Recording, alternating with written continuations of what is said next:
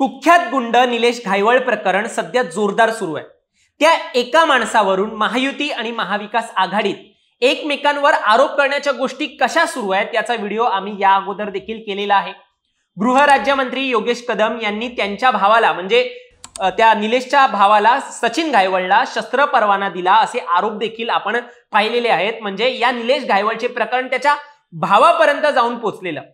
आता हाच कुख्यात गुंड निलेश घायवळ मागील 10-15 दिवसांअगोदरच परदेशात पळून गेला होता आणि आता त्याच्या पासपोर्टवरून म्हणजे त्याला कोणी पासपोर्ट जो आहे तो पळायला दिला असेल, या अगोदर कसा त्याला पासपोर्ट मिळालेला, कुणी दिलेला, यावरून पुन्हा एकदा आरोपांच्या फेऱ्या ज्या आहेत ते पुन्हा एकदा महायुती आणि महाविकास आघाडीमध्ये सुरू झाल्यात। नेमकं प्रकरण काय आहे, यावेळेला कुणावरती काय आरोप होत आहेत हे तुम्हाला सांगतोच। दरम्यान तुम्ही चॅनलवर नवीन आलाय तर लगेच सबस्क्राईब करा प्राईम टाइम महाराष्ट्र, कारण असे राजकीय घडामोडी आणि घडामोडींमागील राजकारण आम्ही नेहमी तुमच्यासाठी घेऊन येत असतो।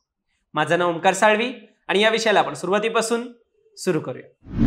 तर काही दिवसांपूर्वी रोहित पवार यांनी राम शिंदे आणि गुंड निलेश घायवळ याचे हितसंबंध असल्याचा आरोप केला होता। या दोघांमध्ये राम शिंदे यांनीच निलेश घायवळ याला परदेशात पळून जाण्यास मदत केली असा आरोप रोहित पवार यांनी केला।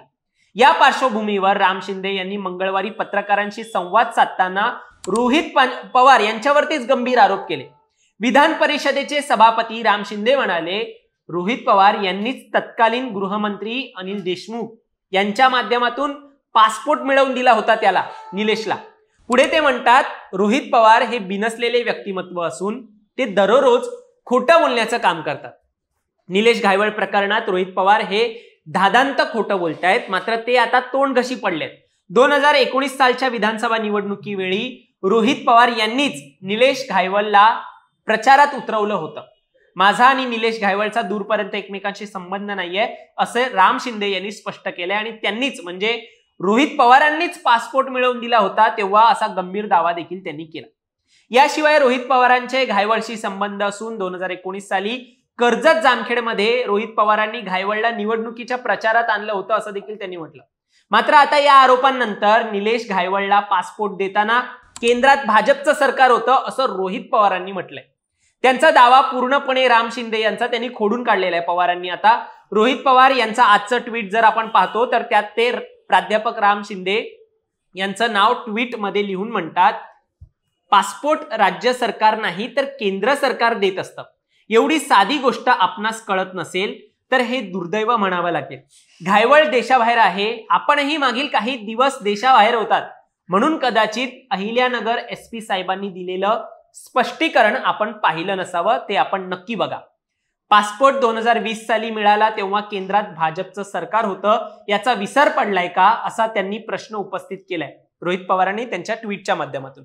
याशिवाय काही व्हिडिओ देखील त्यांनी ट्विटमध्ये मेन्शन केलेत, ज्या व्हिडिओमध्ये देवेंद्र फडणवीस जे राज्याचे मुख्यमंत्री आहेत ते घायवळचे नाव घेताना दिसत आहेत आणि काही फोटोज मध्ये घायवळ भाजप नेत्यांबरोबर दिसतोय, असे काही फोटोज देखील त्यांनी त्यांच्या ट्विटमध्ये अपलोड केलेले आहेत।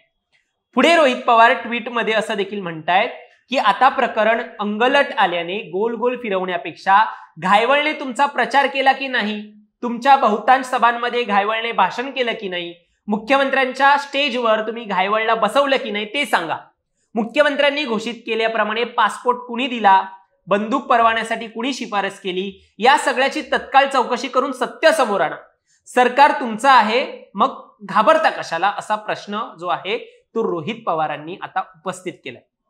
आता या निलेश घायवळचं प्रकरण कुणाचं काय कनेक्शन आहे, या सगळ्या गोष्टी आता यावरून अजूनही महायुती आणि महाविकास आघाडी एकमेकांमध्ये भांडत आहे।